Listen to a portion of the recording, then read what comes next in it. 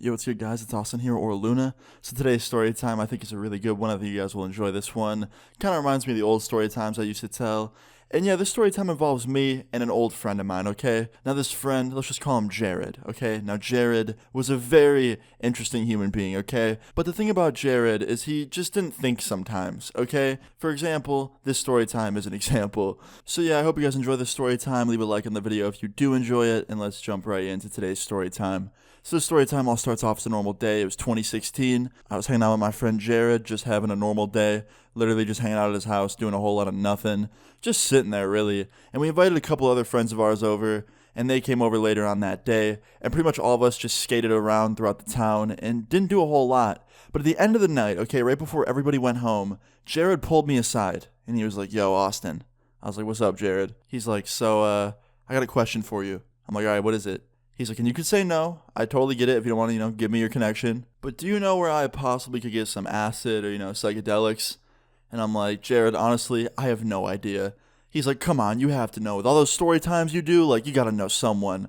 I'm like, "Bro, everybody that I once knew that sold that type of stuff doesn't do it anymore, or they moved away, or they have a really normal job now and kind of just live a super normal life. I honestly 100% could tell you with honesty that I don't know anybody." And he's like, okay, I get it, Austin. You don't want to give up your plug. I get it. And I'm like, "No, Jared, honestly, I don't know anybody." He's like, "All right, bro, fair enough." Now, there's a few things about Jared that you guys should know, okay? Now, Jared was super stubborn, one of the most stubborn people I've ever met in my life. He was super persistent. If he wanted something, he would do everything in his power to get it. And third of all, his dad was a total hard ass. This dude is ex-military, all about, straight edge lifestyle. If any of his kids get caught even smelling a little bit like skunk, they're getting grounded for 3 months minimum.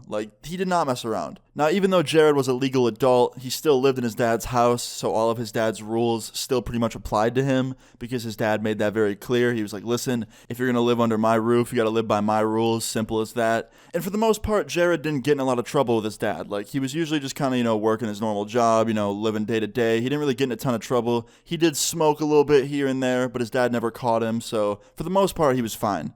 But I told him, I was like, "Jared, don't you think if you buy anything along the lines of psychedelics, your dad's gonna freak out? He doesn't even enjoy the thought of weed around you. Could you imagine if he caught you with that stuff?" He's like, "Bro, I won't get caught." I'm like, "Bro, I know you think that, but what if you do? You just gotta think about the possibilities here. Worst case scenario, you do get caught. How is your dad gonna react? He's gonna ground you for probably 6 months and take your car away." And Jared just looks at me and he's like, "Well, I guess that's a risk I'm willing to take, Austin." I'm like, "All right, man, fair enough." And he's like, "I have an idea." I'm like, "All right, what is it?" And he goes over to the other side of the room and he grabs his laptop and he sits down on the couch next to us and he's like, "Guys, look at this."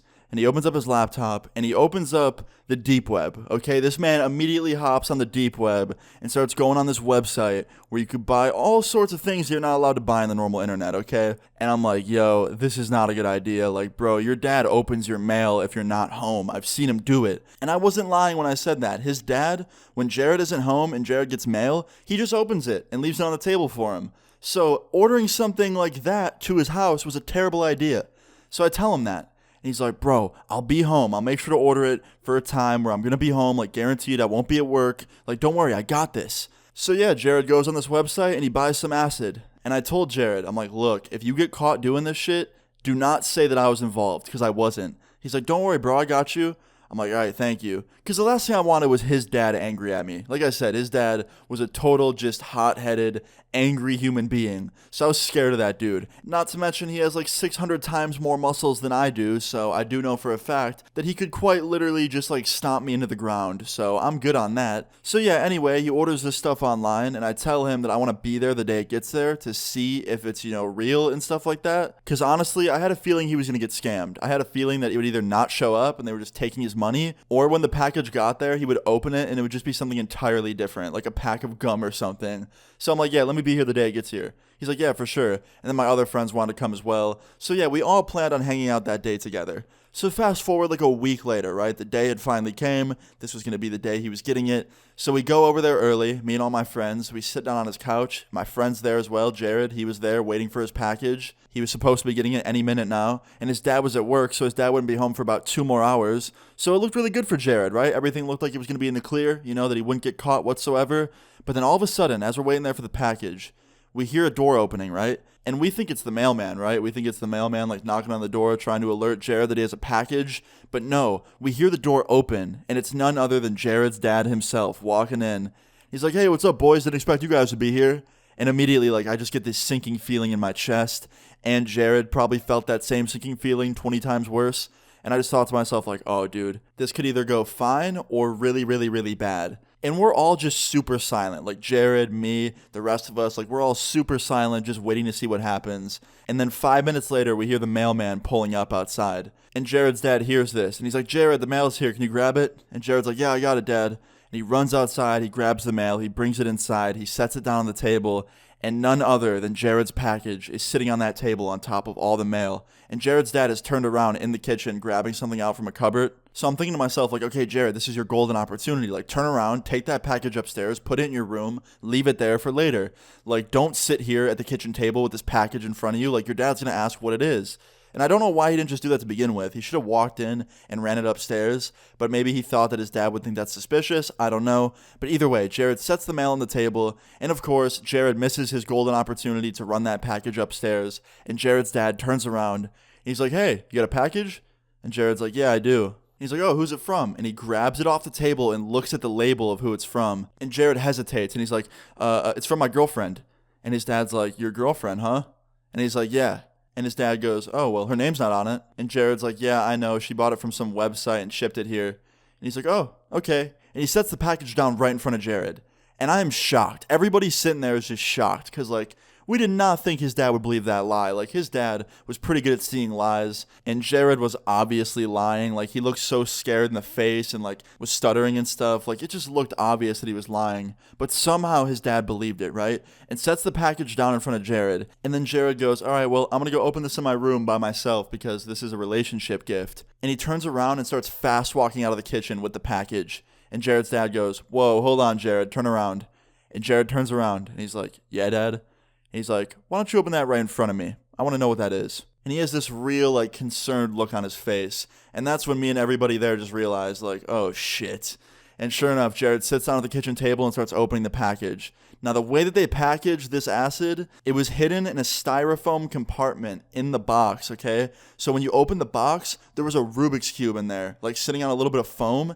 And in the foam, there was a cutout where he put the acid. But the problem is it wasn't even that hidden. Like, there was just a big cutout in the foam. And his dad immediately realized it and grabs it. And he's like, what's this? And he looks in there and he grabs this little baggie out. And he's like, Jared, what the fuck is this? And Jared's like, I don't know, Dad. Like, I don't know. He's like, nah, don't bullshit me. You know exactly what this is. I know what that is. I saw that back in my teenage days. And he's like, no, I will not have this in my house. All of your friends, tell them to leave right now. And Jared turns around and he's like, hey guys, like, you guys gotta go. And we all left, and we just wanted to know what was happening. Like, we really feared for Jared. Like, we had no idea what was about to happen. And yeah, later that night, I get a message on Facebook from none other than Jared himself. And he was like, yo, bro, my dad took my phone. He took my computer. He took everything away. He took my car keys. I can't do anything for 3 months. Like, I'm sending you this message on an old laptop I found in my closet. Like, dude, this is not good. And yeah, his dad was not lying. He was grounded for no joke 3 whole months. He couldn't drive anywhere besides work because his dad owned his car. And yeah, he didn't get his phone back for 3 months because his dad paid for his phone. So yeah, he either had to endure the grounding or move out. And he didn't have enough money to move out yet. So he had to just kind of like live there for 3 months without any of his stuff. But yeah, I saw Jared 3 months later after his grounding was done. And we started hanging out more and more. And yeah, I don't really talk to Jared much anymore. I'm not really sure what he's up to nowadays. We kind of just lost touch. But he was a good dude. Jared, if you're watching this, sorry that happened to you, bro. But yeah, guys, that's pretty much the end of the story time. I thought this was a crazy one. I hope you guys enjoyed it. If you did, please leave a like on the video. I'd really appreciate it. Feel free to leave your story times in the comments down below. And subscribe if you're new. I'll see you all later. Peace. Like, what's up? They leave me out for the dead, and now they know they're fucked. All my texts are unread.